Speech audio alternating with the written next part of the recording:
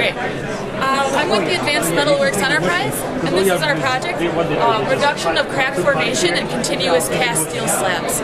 Our sponsor was ArcelorMittal, and a little bit of background is that in steel making, all the steel is initially solidified in this continuous casting.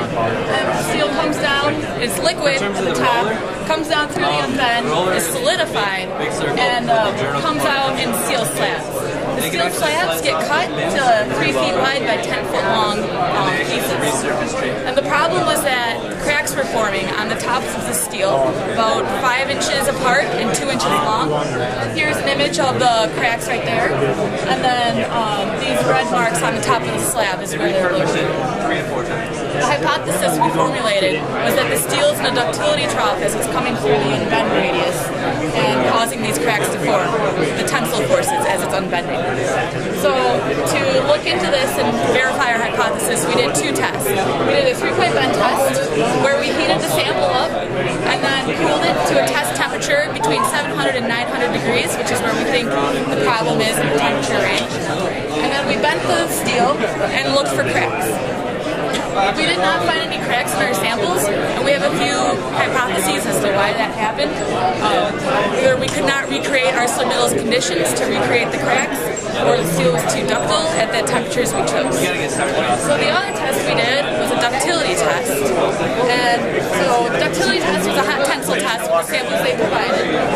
And to do this, here's a picture of the tensile test with the sample in the middle, and it's getting heated by an induction coil as it's getting cold.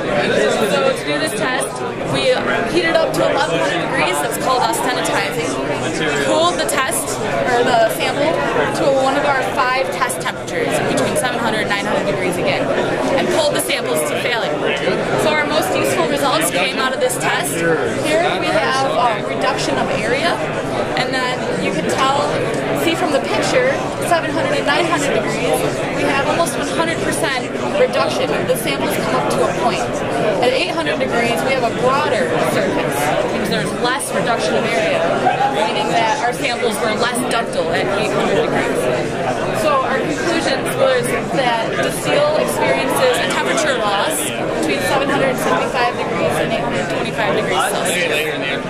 And then we have seen thermal images proving that this is the temperature where it goes through the unbend radius.